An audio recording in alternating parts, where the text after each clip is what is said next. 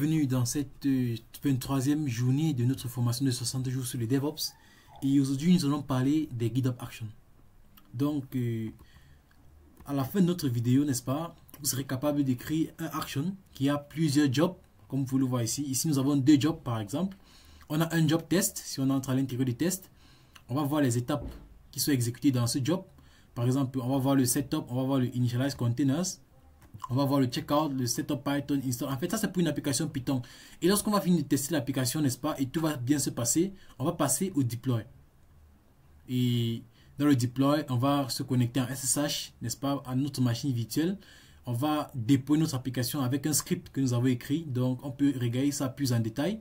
Ici, on va voir starting deployment, running deploy in SSH in background et deployment started successfully. Donc, lorsque tout va bien se passer, on va envoyer même un email, n'est-ce pas? Je vais vous montrer comment faire ça. Et commençons donc, quand nous pouvons commencer. Déjà, c'est quoi GitHub Action? Les GitHub Action, c'est une plateforme d'intégration et de livraison continue en CI/CD, c'est-à-dire Continuous Integration, Continuous Deployment, intégré directement sur GitHub. Donc, ça va nous permettre d'automatiser nos workflows dans le développement des logiciels. Donc, ça veut dire que si on veut déployer une application, on n'aura plus besoin de partir nous-mêmes, n'est-ce pas, à chaque fois que les développeurs, n'est-ce pas, l'équipe de développement, l'équipe de développeurs logiciels vont faire des modifications sur l'application, on n'aura plus besoin de partir, n'est-ce pas, déployer ça manuellement. On va plutôt écrire ce qu'on appelle un workflow qui va nous permettre de déployer cette application automatiquement, sans que nous intervenons. Donc la structure de base d'un workflow ici est très simple. On a d'abord le nom du workflow, ensuite on a les événements qu'on va appeler aussi des déclencheurs et ils vont se baser sur le on. Ensuite, on a les travaux, c'est-à-dire les jobs que je vous ai montrés. Donc ici, ce sont les jobs. Ensuite, on a les étapes. N'est-ce pas? À l'intérieur des jobs, on a les étapes. Donc, je vais utiliser un workflow très précis. N'est-ce pas? Si je viens dans CI, CD.yml, à ce niveau-ci, vous allez voir, j'ai le nom, j'ai le on. Après le on, j'ai le concurrency, je vais vous expliquer. J'ai le job. Et à l'intérieur des jobs, j'ai les steps. Donc, j'ai les steps ici. Vous allez voir, j'ai les steps. Et ici j'ai deux jobs, j'ai trois jobs, j'ai le job lint, j'ai le job test et j'ai le job deploy, n'est-ce pas? Donc c'est un peu ça. Donc parcourons d'abord la documentation. Là je vous explique et ensuite on va parcourir, n'est-ce pas, ce fichier cicd.yml et je vais vous expliquer exactement à quoi sert chaque ligne. Donc rentrons ici. Donc, déjà, analysons les déclencheurs. Les déclencheurs, c'est très simple. C'est si on fait quoi, qu'est-ce qui se passe? Donc, ici, nous sommes en train de dire que si on fait un push, n'est-ce pas? On veut dire si. On push, si on fait un push, si on fait un pull request, vous voyez? Donc, là, c'est on push. Qu'est-ce qu'on va faire? On va dire sur quelle branche? Parce qu'un projet peut avoir plusieurs branches. Maintenant, là, si on fait un push, sur quelle branche? Sur la branche main. Super. Maintenant, si on fait un push sur la branche main, quels sont les fichiers qu'on aimerait bien modifier? On va regarder les fichiers, tous les fichiers .py, on va regarder le requirements et on va aussi regarder le fichier du workflow. Ça veut dire que si on modifie l'un de ces fichiers en poussant sur la branche main, on va lancer ce workflow. Donc ça veut dire qu'on va déclencher, n'est-ce pas, le déploiement de notre application. Et si je essaie de lire un peu ici, on va voir se déclenche sur un push vers la branche main seulement si les fichiers modifiés correspondent au pattern spécifié. Et pour optimiser, on évite de lancer le pipeline pour les modifications non pertinentes. Ça veut dire que quoi? Ça veut dire que si par exemple nous sommes juste en train d'écrire peut-être une petite documentation ou bien si nous sommes en train de faire quelque chose qui n'est pas vraiment en rapport avec les fichiers concernés, pas besoin de, n'est-ce pas, de déployer. Donc ça c'est l'optimisation. Parce que lorsqu'on fait un déploiement, lorsqu'on déclenche un workflow sur GitHub Action, on utilise les machines, n'est-ce pas, les machines virtuelles de GitHub et ça consomme beaucoup. Et à un niveau même, je pense que vous serez appelé à payer parce que pour un début c'est gratuit, mais si vous utilisez ça vraiment pour le long terme, les grandes entreprises qui déploient sur GitHub, je suis sûr que eux, n'est-ce pas, ils payent, n'est-ce pas, les serveurs qu'ils utilisent lors des déploiements. Maintenant, on a le on concurrence, n'est-ce pas, le concurrency. Ici, ça annule les exécutions précédentes en cours sur la même branche. Ça veut dire quoi? Ça veut dire qu'ici, à chaque fois qu'on fait un déploiement, suivez-moi très bien, à chaque fois qu'on fait un déploiement, à chaque fois qu'on fait un push, à chaque fois qu'on fait un commit, on peut avoir un workflow. n'est-ce pas, on peut avoir un workflow. Il est possible qu'on fasse 1, 2, 3, 4 commits au même moment. Mais maintenant, comment faire pour gérer ça? Nous avons ici les groupes, n'est-ce pas? Nous avons ici les groupes. Donc ça veut dire qu'on va d'abord créer un groupe qui va se charger de gérer, n'est-ce pas, tous nos workflows. Donc ça veut dire que tous nos workflows seront dans un groupe, par exemple github.refname. Ici GitHub, c'est une variable qui contient les informations de notre workflow. Et le refname, généralement, c'est le nom de la référence de la branche. Donc quand on dit GitHub refname, on a en train de dire que ok, tous les déploiements qui seront faits sur la branche main vont aller dans le groupe. Donc tous ces workflows aussi seront dans le groupe main. Maintenant, on a aussi ici le cancel in progress. Ça veut dire que si on fait un déploiement, ça commence, ça se lance, mais ce n'est pas encore terminé et on fait un autre commit sur ce même workflow, sur cette même branche-là, qu'est-ce qui va se passer? On va juste annuler le workflow qui était en progrès et on va mettre plutôt, on va lancer le workflow du commit le plus récent. Donc c'est ça que c'est en train de dire ici.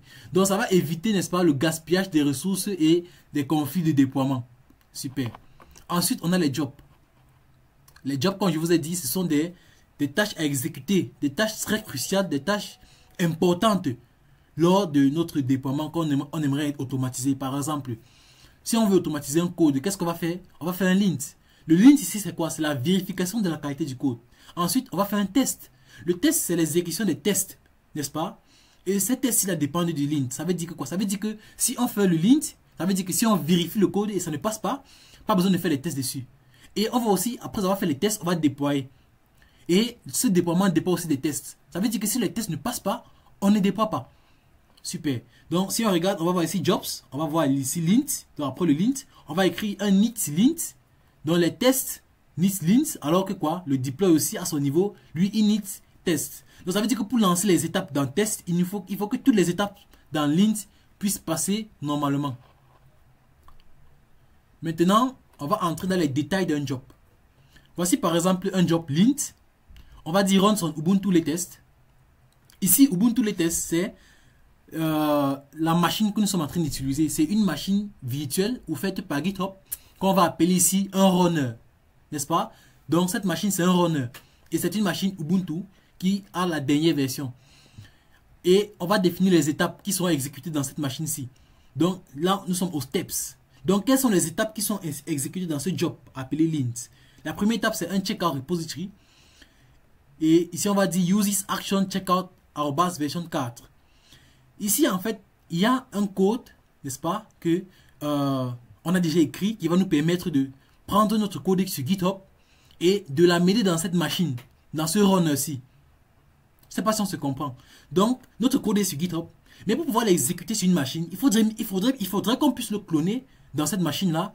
Il faudrait qu'on puisse le cloner. Et après l'avoir cloné, il faudrait qu'on puisse setup Python dessus. Mais maintenant, comment faire pour le cloner? Pour le cloner, pour le pull, on va utiliser, n'est-ce pas, cette action-ci. Donc, ça veut dire qu'on peut même aller, n'est-ce pas, on peut faire un tour sur GitHub. Donc, je vous montre. Si je viens sur...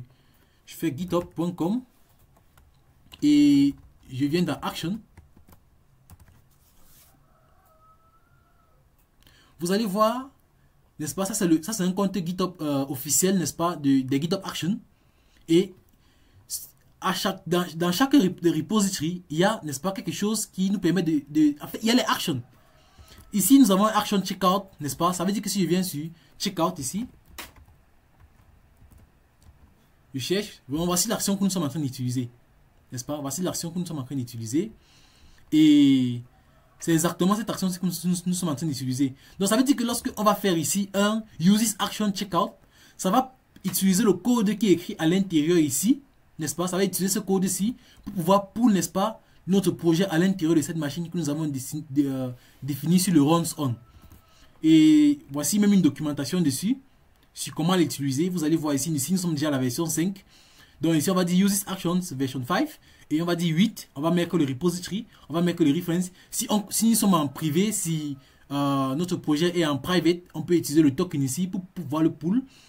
Il y a le SSH key ici en haut. En fait, il y a tellement d'options, n'est-ce pas? Il y a tellement d'options que nous pouvons utiliser. Donc, vous pouvez explorer ça pour aller encore plus loin si vous voulez mieux comprendre comment est-ce que les actions fonctionnent. Mais je vais continuer. ici encore, on a un autre action parce que on veut, n'est-ce pas, setup Python sur notre machine, sur notre runner. Parce que on ne peut pas lancer Django, par exemple, sur une machine qui n'a pas Python. C'est la même chose avec les applications Note. Il y a sûrement un action Node.js pour lancer les applications React, Vue.js et autres là, n'est-ce pas? Donc, ici, on va utiliser un action. On va utiliser un action Python, n'est-ce pas? Pour setup Python. Et ici, on va préciser la version. On va dire 8, on va préciser la version, on veut la version 10.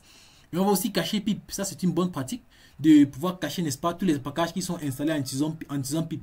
Ça nous fait que la prochaine fois que lorsqu'on va venir, n'est-ce pas, pour lancer notre action, on va pas nécessairement télécharger tous les packages qui avaient été installés la première fois. On va juste utiliser ce qui était déjà là. Ensuite, qu'est-ce qu'on a? On a le install dependencies. Donc, ça veut dire que on va faire un pip install, on va dire upgrade pip et on va pip install Flake.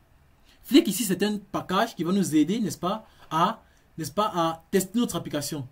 Donc, c'est un package que des développeurs ont écrit qui vont nous permettre de tester le code. Pas tester les fonctionnalités, mais tester le code et tester la qualité du code. Donc, par exemple, ici, on va faire un run Flake linting. On va utiliser run Flake 8 max line. Donc, il y a une ligne maximum que les lignes doivent avoir ici. Il s'agit de 88 lignes.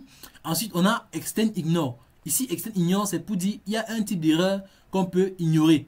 Donc, on va tester toutes les erreurs, mais l'erreur E203, plus spécifiquement, on va l'ignorer. Ensuite, ici, on a name upload linting report. Et on va dire if failure. Donc, ça veut dire que si ce test échoue, ça veut dire que si une étape, n'est-ce pas, si une étape ici en haut échoue, c'est pour ça qu'on va utiliser le if failure. Si cette étape échoue, ça veut dire que ce step-ci va s'exécuter. Mais si une étape ici en haut n'échoue pas, on va juste continuer. Et le failure aussi à ce niveau, c'est une fonction qui est offerte par GitHub Action. Ça veut dire que vous n'avez pas besoin de la définir quelque part. Vous avez juste besoin de l'utiliser tout simplement en utilisant un if failure comme ceci. On va utiliser ici uses, n'est-ce pas, upload artifact. Donc ça c'est encore un autre action. C'est encore une autre action qu'on va utiliser, n'est-ce pas, pour upload les rapports. Parce que lorsque on va faire ça, c'est vraiment, ça va nous générer un rapport et on va, n'est-ce pas, upload ces rapports-là dans notre GitHub Action. Parce que je vous montre aussi, on peut avoir des rapports si je viens juste ici.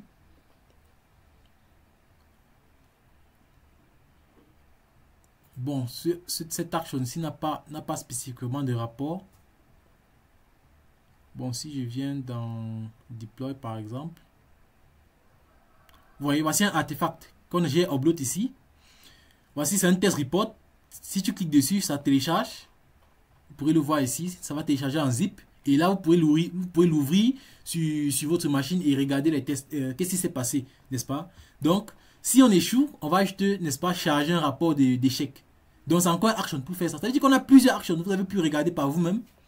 Il y a plusieurs actions. Ce repo-ci, il a plus de 80 actions à lui. Donc, vous pouvez l'explorer. Si on regarde, par exemple, il y a Alpine Node.js, n'est-ce pas, pour installer Node.js. Il y a les Runner Images. Il y a les Create App Token. Donc, par exemple, si on voulait créer un App Token, lorsque nous sommes en train de faire un déploiement, on peut juste venir sur Create GitHub App Token. Vous voyez? Donc, il y a plusieurs trucs. Il y a même Maven. J'ai vu Maven quelque part pour ceux qui développent en Java. N'est-ce pas? Maven Dependency Submission Action. Tout simplement. Donc, il y a énormément. On va continuer avec les concepts importants. Le uses, comme je l'ai expliqué. Le uses ici, c'est une action préexistante de la marketplace GitHub. Vous voyez? Très important. On a les 8. Ça, c'est les paramètres pour une action. On a le run, execute une commande shell. Et on a le if. Ça, c'est une condition d'exécution. Donc, à part le failure, on a le success. On a le is always. Et on a aussi le is cancelled. Donc, si on supprime ou bien si on arrête un workflow, qu'est-ce qui se passe? Donc, ça, ce sont les 4 là que nous avons. Et ensuite, ici, on a le job test. C'est pratiquement la même chose. Mais juste que ici, on va toujours définir notre runs en Ubuntu les tests. On a neat lint, n'est-ce pas? Comme je vous ai expliqué au début. Et maintenant, ici, on a les services. Prenons par exemple que notre application a besoin d'une base de données et ça a besoin de Redis. Donc, on va définir 2 services avec le langage de Docker Compose. on va définir deux services ici, la base de données et le service Redis. Donc, comme vous savez, c'est la même structure que Docker ici, parce que ça utilise toujours le point YAML. Je ne sais pas si vous avez remarqué. Donc ici, il y a l'image Postgre, parce que notre application a besoin d'une base de données Postgre, et on a besoin de ça pour tester notre application. Qu'est-ce qu'on va faire? On va faire un environnement virtuel pour définir les environnements globaux, n'est-ce pas, de notre base de données. On va ouvrir l'application sur le port 5432, et il y a les options, n'est-ce pas, pour tester la vie, pour tester si notre base de données est en bonne santé et est prête à recevoir les connexions. Ensuite, on a Redis. On va utiliser l'image Redis 7. On va ouvrir le port et on a exactement ces mêmes commandes ici pour vérifier l'état de santé de Redis, si tout va bien après qu'on l'ait lancé. Donc ça, vous voyez que ici, dans le job test, nous sommes en train de préparer, n'est-ce pas, un environnement pour tester notre application. Par contre, dans le job lint, on essaie juste de tester la qualité de notre code. Donc ça veut dire que chaque job a un objectif précis, n'est-ce pas? Un objectif très précis pour dans notre déploiement. Parce que ça, ce sont des choses que vous pourriez faire normalement, vous pourriez faire manuellement, vous pourriez lancer ça sur votre machine en tapant, mais là, on va l'automatiser. Ok. Ensuite, après le test, on a le deploy. On a le deploy ici, c'est très simple. On va définir le deploy, on va dire needs test, on va dire Ubuntu les tests et on va dire que if ref est égal à slash, en fait, on a fait de tester si vraiment nous sommes sur le main avant qu'on va faire ce déploiement. Si nous ne sommes pas sur le main, on ne va pas déployer.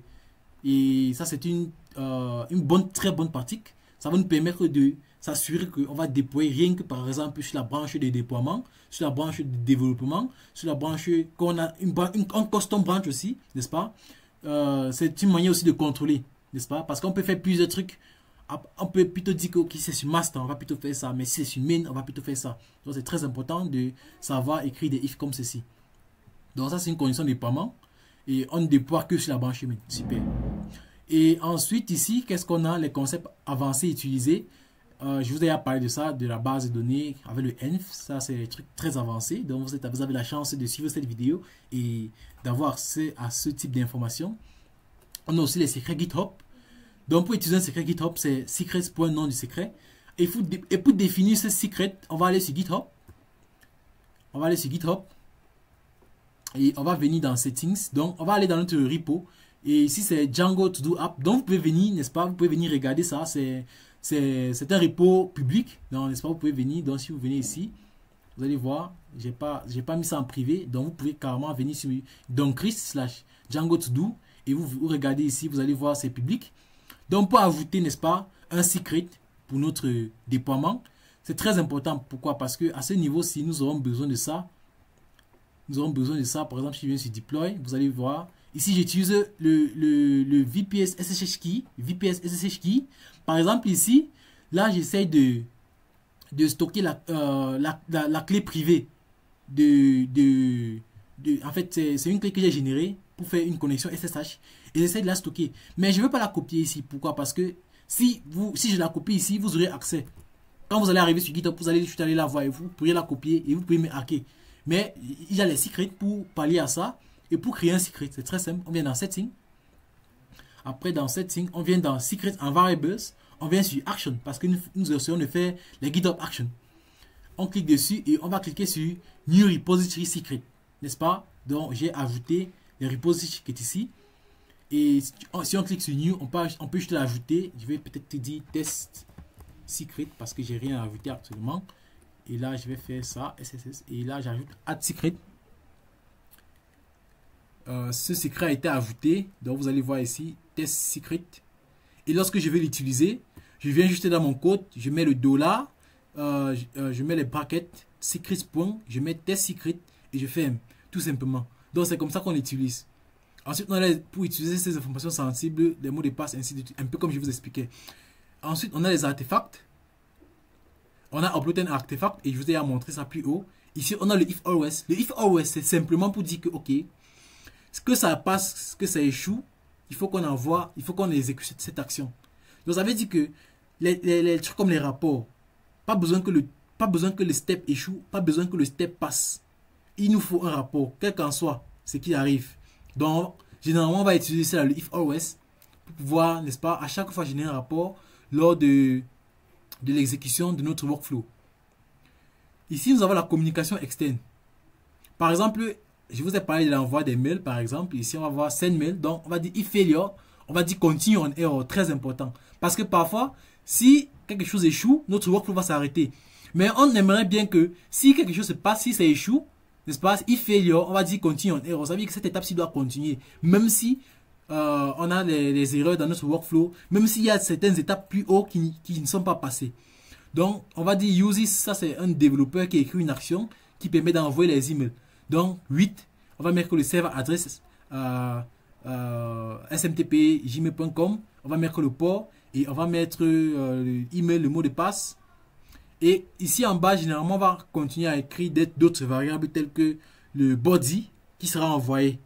Donc, il y a aussi body, on va mettre 2 points et on va envoyer et on va mettre ce qu'on veut mettre pour envoyer en cas d'erreur, tout simplement. Ensuite, ici, nous avons les bonnes pratiques, dont nous sommes presque à la fin. La parallélisation avec le concurrency que je vous ai montré, dans les jobs indépendants exécutés en parallèle quand possible. Ici, on a l'optimisation du cache avec le cache pip, par exemple. Ici, on a la gestion des erreurs avec le continue on error. Comme je vous ai dit, si une étape échoue plus haut, il faudrait qu'on puisse continuer. Par exemple, si on va envoyer des mails, c'est très important. Le continue on error, ça c'est la gestion des erreurs. On a la sécurité avec les secrets, comme je vous ai expliqué. On a la robustesse avec le health check, n'est-ce pas, pour les services containerisés. Les services containerisés. Donc, pour aller maintenant du côté-ci, où on a un vrai workflow que vous pourrez copier et utiliser vous-même. Voici ce que j'ai ici. Ici, on a le name, n'est-ce pas? On a le name. Ici, on a le on push, n'est-ce pas? On a le on push. On va préciser la branche. Je vous ai expliqué tout ça. On va préciser, n'est-ce pas, les fichiers sur lesquels on va déclencher le workflow. On a le on concurrency ici. In progress through. Cancel in progress through. Donc, ça veut dire que si on pousse, n'est-ce pas? Si on pousse un nouveau commit et il y avait déjà un workflow qui était lancé, on va supprimer, on va stopper ce workflow qui était en progress et on va lancer un nouveau workflow se basant sur le commit le plus récent. Ensuite, qu'est-ce qu'on va faire? On va lancer les jobs. Il y a le lint que j'ai déjà expliqué. Il y a le job lint. Il y a le job test. N'est-ce pas? Le test, on va tester l'application avec le service Postgre, le service Redis. Et qu'est-ce qu'on va faire? Il y a encore un dernier job, le job deploy, n'est-ce pas? On va déployer notre application. Donc ici, ça c'est les étapes que j'aimerais bien me connecter à mon serveur et faire, mais je ne vais pas les faire. Qu'est-ce que je vais faire? Je vais juste te dire que ok, connecte-toi à mon VPS en utilisant cette clé et aussi mon adresse IP. Ensuite, qu'est-ce que tu vas faire? Ensuite, lorsque tu vas te connecter, tu vas tester la connexion. Si tout se passe bien, super. Quand j'ai testé la connexion et je parviens à me connecter, je vais dire deploy sur VPS. Je vais encore me connecter. Je vais aller dans mon projet. Je vais faire un git pull. Je vais lancer mon environnement virtuel et mettre les requirements. Je vais faire un migrate. Je vais faire un collect statique. Je vais lancer Gunicon. Je vais lancer Celery. Je vais lancer Nginx et je vais déployer mon application. Vous voyez? Donc ça, c'est juste ça que nous sommes en train de faire.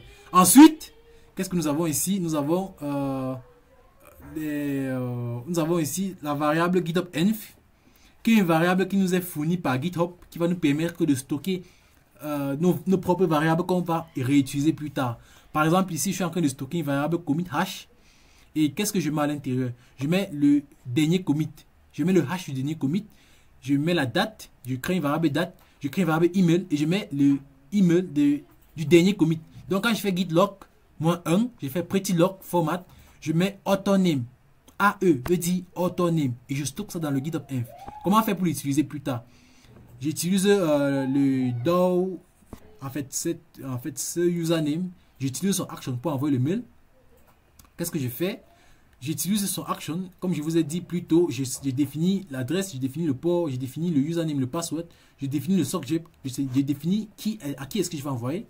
Je définis le form. Donc, from godum.tech CICD. Je définis maintenant le body. Donc, je dis ici bonjour, déploiement réussi sur main, commit. Maintenant, je dis env.commit hash. Là, je suis en train d'utiliser la variable que j'ai définie plus haut.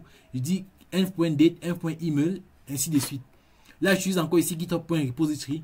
GitHub, c'est une variable, n'est-ce pas, qui contient toutes les informations par rapport au workflow qu'on peut réutiliser lors de notre workflow.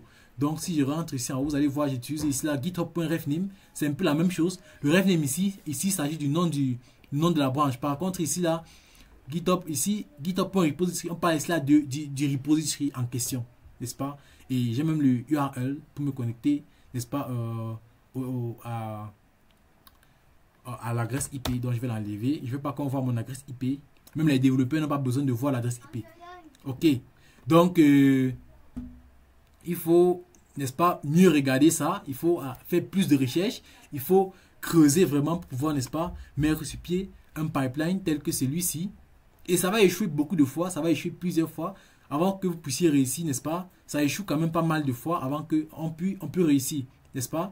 Donc, je vous invite, n'est-ce pas, à liker, à partager et aussi à recommander cette chaîne à des personnes qui sont enthousiastes d'apprendre le DevOps. Et pourquoi pas tester aussi et faites-moi des retours en commentaire pour voir si vous avez, n'est-ce pas, réussi à mettre sur pied votre premier workflow en se basant sur les informations que j'ai, sur les exemples et des informations que j'ai mis sur pied lors de cette vidéo. Alors, je vais pousser ce code sur GitHub pour que aussi vous puissiez la voir. Tout simplement, je vais faire un git add, je vais faire un git commit et mettre un message. Moi, je vais dire ici, doc parce que c'est une documentation. Et je vais dire GitHub action. Et là, je vais faire un git push. Bon, je fais d'abord un pull pour me rassurer que je suis déjà d'abord à jour. C'est une très bonne pratique avant de faire un git push. Et là, le code est parti. Il faut juste aller sur jour 23 et vous aurez tout ça à l'intérieur. Ok, on se prend dans la prochaine vidéo où nous allons commencer à parler de Kubernetes. Ok, ciao.